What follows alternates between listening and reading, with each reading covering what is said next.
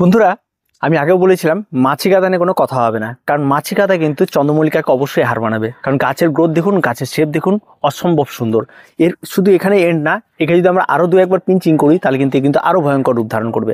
তো এই সময়ে সে গাছগুলিকে নিয়ে অনেক পরিচর্যা রয়েছে বাকি, আর সেই সমস্ত পরিচর্যা নিয়ে আজকের ভিডিওটি। কারণ এই সমস্ত গাছে আমি ফুল নেব ঠিক জানুয়ারি মাসের 25 থেকে 26 তারিখের দিকে, যাতে গাছে ফুল হয় সেরকমভাবে ফুল নেব। তার মানে আমি ঠিক 10 তারিখের দিকে আমাকে এই সমস্ত গাছে পিঞ্চিংটাকে বন্ধ করে দিতে হবে, তাহলে কিন্তু আমার পরবর্তী ঠিক টাইম মতো ফুল পাবো। তার কারণ রয়েছে, আমাদের এখানে ফুল মেলা রয়েছে ঠিক 26 তারিখের দিকে।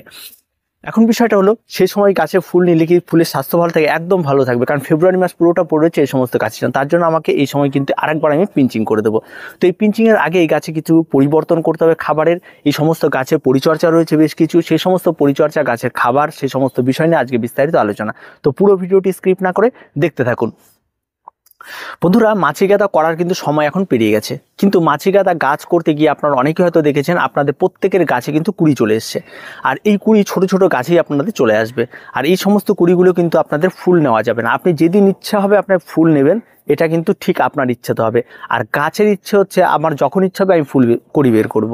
তার জন্য আপনাকে প্রতিনিয়ত এই গাছের কড়িগুলোকে কাটতে হবে, আর গাছে পর্যাপ্ত পরিমাণ খাবার আপনাকে চালিয়ে যেতে হবে। এখন গাছগুলিকে আপনাকে ফুল সানলাইট যেখানে লাগে, একদম দিনে সবচেয়ে বেশি আপনার ছাদ বাগানে যেই জায়গাটায় রোদ লাগে সেই জায়গাটা আপনাকে গাছটিকে রেখে দিতে হবে। এবার আপনার গাছের জল দেওয়ার বিষয়ে অবশ্যই আপনাকে সতর্কতা অবলম্বন করতে হবে। আর গাছের জল দেওয়ার ক্ষেত্রে অবশ্যই আপনাকে মেনে চলতে হবে যে প্রতিদিন আমি অল্প পরিমাণ করে জল দেবো, এবং গাছে কোনো রকমে যেন ঝিমিয়ে না যায় সেই বিষয়টার দিকে আপনাকে নিশ্চিত করতে হবে। তারপর হচ্ছে গাছের সাপোর্ট। অবশ্যই এই সময় আসার পরে গাছে কিন্তু আপনাকে সাপোর্ট দিতে হবে, এবং সঠিক সাপোর্ট দিতে হবে, আপনাকে রিং পড়াতে হবে। তা নইলে কিন্তু গাছ কিন্তু নষ্ট হবেই হবে। ঠিক আছে, এই সমস্ত ডালগুলি যেদিক সেদিকে ছিটকে চলে যাবে, ভেঙে পড়তে শুরু করে দেবে, এই সমস্ত ব্যাপারটা ফলে কবে গাছের একটা শেপ নষ্ট হয়ে যাবে সেই সময়। তো অবশ্যই আপনাদের গাছের শেপ ধরে রাখতে হলে এই সময় কিন্তু আপনাদের রিং পড়াতে হবে, এবং তার সাপোর্টের কিন্তু একটা ভীষণ প্রয়োজন রয়েছে। অবশ্যই আপনাদের এই বিষয়টা কিন্তু একদম নিশ্চিত করতে হবে, তারপরেই কিন্তু আপনার গাছগুলি ভালো হবে। এবার আসি গাছের পিঞ্চিং। অবশ্যই আপনাকে এই সময় প্রত্যেকটা গাছের মাথার দিকে খেয়াল রাখতে হবে, যে সমস্ত কুড়িগুলো রয়েছে আপনাকে একদম নিয়ম করে সুন্দরভাবে ছেটে দিতে হবে। ছেটে দিয়ে আপনি আপনার গাছকে যে শেপ দিতে চান সেই শেপ আপনারা দিতে পারেন। তাতে কী হবে, গাছ কিন্তু আবার নতুন সময়ময় আবার ফিরবে, আবার সুন্দরভাবে গাছগুলি বড় হবে এবং দেখতে অনেক সুন্দর হবে। তো এই পিঞ্চিংটা আপনারা আপনাদের পছন্দ মতো, কেউ বেশি কেটে দেয়, কেউ অল্প কাটে, কেউ সামান্য একটু কাটে, তো অনেক রকমভাবে কাটে। তো আপনারাও ঠিক সেরকমই চিন্তাভাবনা করেই কাটবেন, যে পিঞ্চিংটা ঠিক মাথাটা করলেই হবে। আর এটা নিয়মিত করাটা এই কারণেই স্বাভাবিক, তাহলে কিন্তু গাছে ফুল আরও অনেক বেশি হয়, গাছ অনেক বেশি ঝাড় হয়। গাছগুলি বেশ সুন্দর ঝাড় হয়েছে কিন্তু। এবার আসি গাছের খাবার। এই সময় কিন্তু গাছে আপনাকে খাবারও চালিয়ে যেতে হবে। আর এই খাবারটি আপনাদেরকে, যে খাবারটি বলবো, এই খাবারটি আপনারা ঠিক 7 দিন পর পর কন্টিনিউ চালিয়ে যাবেন, এবং ঠিক এই গাছে খাবারটি আপনারা চালিয়ে যাবেন আপনার গাছে ফুল নেওয়া পর্যন্ত।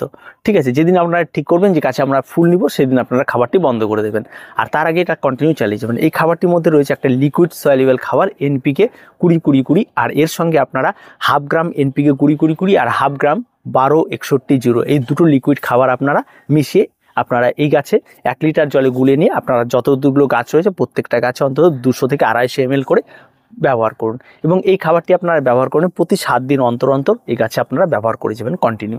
তাহলে আপনার আর কোনো রকম কোনো কিছু সমস্যা আর থাকবে না, এবং প্রত্যেকটা গাছ কিন্তু দেখার মতো হবে। এবং এই সমস্ত খাবারগুলি কিন্তু অবশ্যই আপনারা ব্যবহার করতে পারেন। আর কিছু বলার নেই। তো এই ছোট্ট টিপসগুলি এই গাছের জন্য ছিল। আর একটি বিষয় যেটা সবার সময় বলি, যেটা হচ্ছে আপনার অবশ্যই মনিটরিং করতে হবে গাছে আপনার প্রতিনিয়ত খেয়াল রাখতে হবে গাছে কোনো রোগ পোকামাকড় ধরেছে কিনা, আর তেমন কোনো কিছু হয়েছে না। এই গাছে রোগ পোকামাকড় বলতে সবশেষে যেটা দেখা যায় মাইটের আক্রমণ ঘটে, অবশ্যই আপনাকে অ্যান্টিমাইট ব্যবহার করতে হবে। কখনো লাল মাকড়ের আক্রমণ ঘটে, সেটার জন্য অবশ্যই আপনাকে সেগুলি ব্যবহার করতে হবে, সেগুলি কিন্তু আপনাকে নিয়মিত ব্যবহার করতে হবে।